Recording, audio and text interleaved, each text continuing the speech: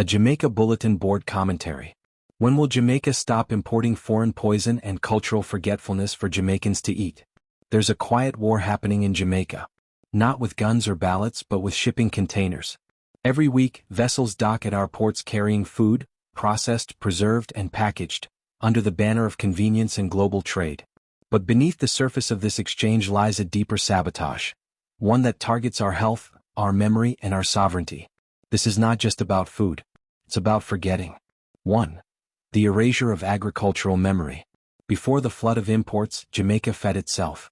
From the hills of Hanover to the plains of St. Elizabeth, yam, dasheen, callaloo, coconut, and ackee weren't just crops. They were cultural memory. Every bite carried ancestral rhythm. Every harvest a ritual of survival and celebration.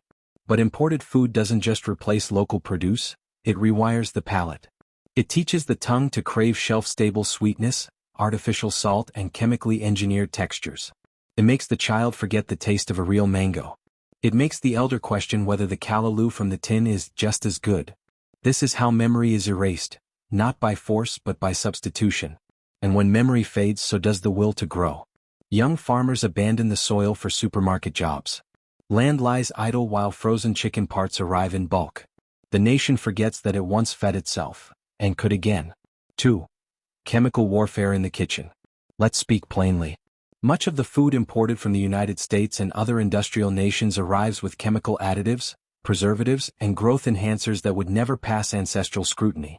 Chicken injected with saline and phosphates to appear plump. Cereals laced with artificial dyes banned in other countries. Fruits coated in wax and sprayed with ripening agents. Canned goods preserved with BPA-aligned containers and sodium overload.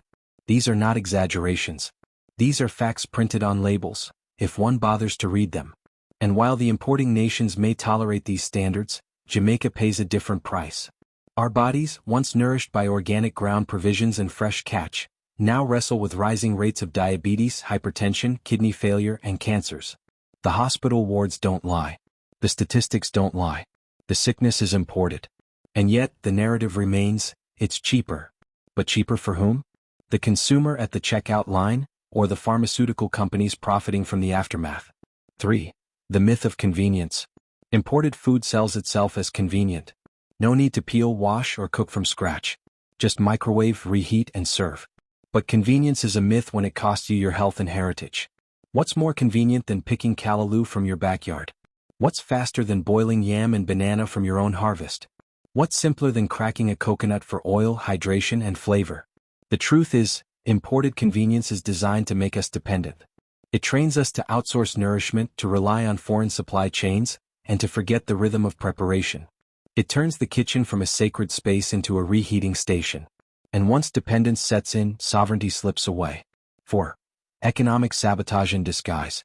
Every dollar spent on imported food is a dollar not invested in Jamaican farmers, vendors, and processors. It's a dollar that leaves the island, never to return. And while foreign companies grow fat on our consumption, local producers struggle to survive. Farmers can't compete with subsidized foreign goods. Markets flood with cheap alternatives, pushing down prices. Youth lose interest in agriculture, seeing no future in the soil. This is economic sabotage dressed as trade.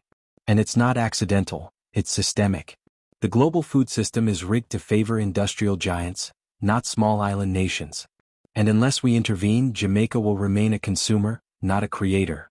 5. Cultural malnourishment. Food is not just fuel, it's identity.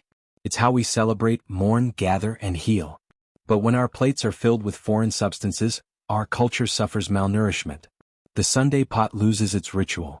The Ital stew becomes a memory. The market call fades into silence. And in its place we get plastic-wrapped meals with no story, no lineage, no soul. This is not just about taste, it's about transmission. When children grow up eating imported food, they lose the recipes, the techniques, the ancestral codes embedded in preparation. They lose the ability to feed themselves spiritually. And a culture that cannot feed itself cannot free itself. 6. The illusion of safety. Many Jamaicans assume that imported food is safe because it comes from wealthy nations. But wealth does not equal health. In fact, many of the additives and chemicals allowed in U.S. food are banned in Europe, Asia, and even parts of Africa. So why are we importing what others reject? The answer lies in trade agreements, lobbying, and a lack of local regulation. Jamaica has become a dumping ground for surplus, a market for excess, a consumer of what others won't eat. And while the labels may say safe, the bodies tell a different story. 7. The cycle of dependency. Here's the cruel irony: the more we import, the less we produce. And the less we produce, the more we must import. It's a cycle that feeds itself, until it collapses. And when it does, what will we eat? If the ships stop coming, if the supply chains break, if the global system falters, will we remember how to grow, harvest, and prepare? Or will we starve with fertile land beneath our feet? This is not hypothetical. It's prophetic. 8. The path forward. So what do? We remember. We remember the taste of real food. We remember the rhythm of the market. We remember the power of the soil. We remember that sovereignty begins in the stomach. And then we act. Support local farmers with real investment, not lip service. Educate youth on ancestral agriculture and food preparation. Regulate imports with stricter health standards. Launch public campaigns to revive local eating. Create incentives for restaurants and vendors to source locally. Reclaim school feeding programs with Jamaican produce. This is not nostalgia, it's strategy. It's not anti-trade, it's pro-survival. Jamaica must feed itself again.